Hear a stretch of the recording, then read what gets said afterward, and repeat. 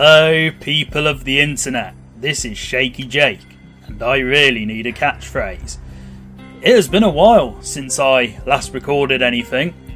Over a month, because work got in the way again, and it took up a lot of my time, and the spare time I did have, I didn't particularly want to record anything.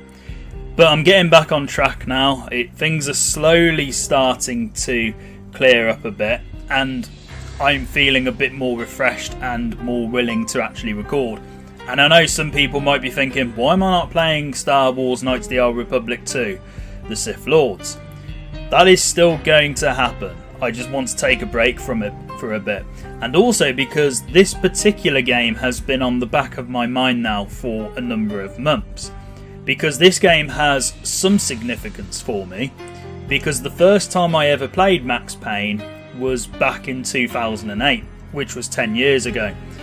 And the reason I first played this game was for a number of reasons. I knew about it, but I didn't necessarily know what it was about. And I decided to give it a punt because I wanted to see what this game was all about, even though it was 7 years old at the time when I bought it, because Max Payne was originally released in 2001 by Remedy Entertainment. And I decided to buy it and play it because at the time I still had a PlayStation 2. It was my most then up-to-date console, despite the fact, the Xbox 360, the PS3 and the Wii were out at the time. And I was very fortunate to find a PlayStation 2 copy of Max Payne in an Oxfam charity shop. And anyone who knows what Oxfam do will know that they are a very well-known charity organisation with a lot of shops across the UK and various places in the world. And I bought my copy of Max Payne on the PS2 for £1, or maybe it was £2 or £2.50, I can't remember. But either way, it was around that price range.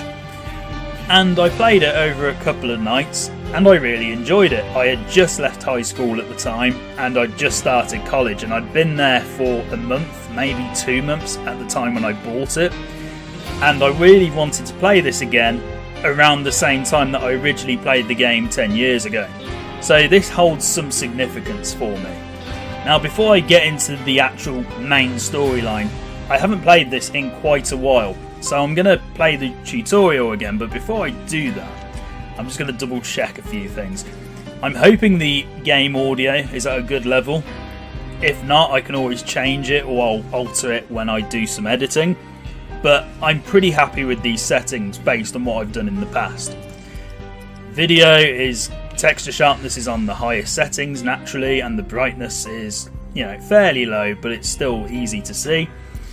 Because most of the actual video settings you set up before you load the game, so the resolution is on my possible highest and various other things.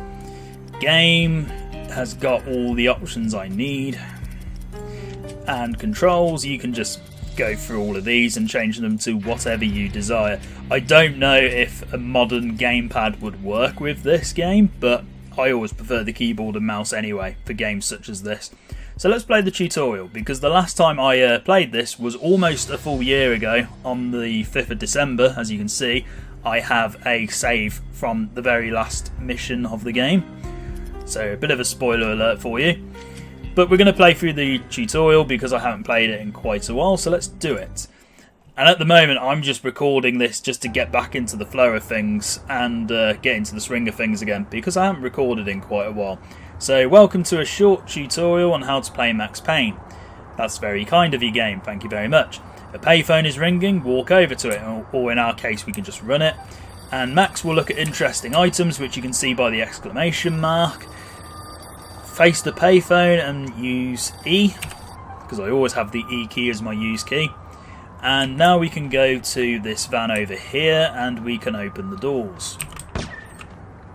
And we can shoot by pressing the left mouse button, or as some crazy fool would probably think, M, B and 1, which if you try and press all three of those in a row, congratulations, you're a fool. So we can break boxes. Why we'd use a gun, I have no idea, because we can just switch weapons and do it this way without wasting any precious ammo. And yes, some of the animations in this game are a little bit goofy, but for the most part, this game holds up from what I remember. It's mainly the character models that look a little bit dated. But yeah, we got a pump action shotgun, so it's a little bit extreme, but we're going to shoot the padlock off with it. And then we can carry on. So Max can shoot dodge by moving and pressing bullet time with the right mouse button or shift. And this is where the game's main appeal comes from, this idea of bullet time. So very similar to the Matrix, you can slow time down whilst you're in gunfights, and you can shoot people and various other things. The hourglass in the bottom left hand corner indicates how much bullet time Max currently has. If it's empty, then you can't use bullet time. It's as simple as that. There's another phone ringing, let's answer it. Apparently that wasn't bullet time, this is now bullet time, so if we stand still, we can activate it again and Max will move in very slow motion and look very cool whilst doing so. And we can still slow time down. It's a little bit finicky, the controls for bullet time at certain points, because you can sometimes slow time down even further, or not enough in some cases. But for the most part, the controls are very well implemented and it's very easy to use. Of course, the attempts at platforming this game has aren't the best, as you will see later on in the game, but we still have to do it. So let's jump over the wall. We're now being told about quick saving and quick loading, but I never use quick saving and quick loading because I'm just weird that way. I know a lot of people who play on PC love quick saving and quick loading, but I'd rather just manually save because that's just the way I roll, apparently. And apparently I've forgotten how to pronounce ours, but I can't pronounce ours anyway, so what am I talking about? So try searching the subway entrance first. Now I believe this particular level is actually based on one of the main levels from the main game. In fact, I think this is the exact same level that you will encounter later on, but from a different angle. I think you're actually on one of these balconies at some point, or maybe you're in one of the buildings, I'm not sure. But yeah, if we go down here, we can... Oh, yeah, we didn't press the enemy dispenser. Haha, funny. But yeah, the textures still look pretty good for the most part. The game, it shows its age in some areas, but it does look pretty good still. So let's press this weirdly placed enemy dispenser, because, you know, who would press this in real life? Certainly not me. Oh, apparently we have to answer the phone first, and now we press the enemy dispenser, and then we'll have a couple of enemies to fight. So, oh, here we go. Let's switch weapons, and let's shoot you for a bit. You're now dead. Let's pick up the shotgun, and whilst we're over here, let's shoot the boxes. You think a shotgun would take these out much quicker than I'm actually doing, but apparently not. But there we go. Somebody else is trying to shoot at us. In fact, there's two people trying to shoot at us. Let's deal with them as quickly as possible. Not that it matters, because I don't think you can die in the tutorial level anyway. If I could, I would be very embarrassed. And there is a little bit of occasional lag for some reason whilst I'm playing. I think that might be because I'm recording and I'm also using Audacity at the same time, because I'm changing up my recording method slightly by you know, using Audacity instead of the software to record my voice, and that will allow me a lot more flexibility and control over my actual voice and over the actual recordings I make, because there have been times when I felt a little bit restricted by using OBS or Nvidia Shadow Play's recording capabilities. So whilst it means more work for me editing, it does mean I'll get a bit more control. Now this sniper rifle is a little bit dated in how it's used, because you have to press E to zoom in as opposed to the right mouse click as you would do in most modern games. But for the most part it still works. I just need to wait for some enemies to come. Unfortunately you can't crouch and move at the same time, but we can shoot some guys, try and aim for some headshots. Let's use bullet time. There we go, nice headshots. And there's one more enemy around, if I can see where he is. Oh, you're over there, good. Oh, we got hit, but it doesn't matter because we headshotted him anyway. So that completes the training. If you want to try out shooting more, the enemy dispenser is now working again. And when you use a painkiller, you can... Oh, apparently it's saying we can explore the environment as well. Let's do that, because there might be something here that we might run into.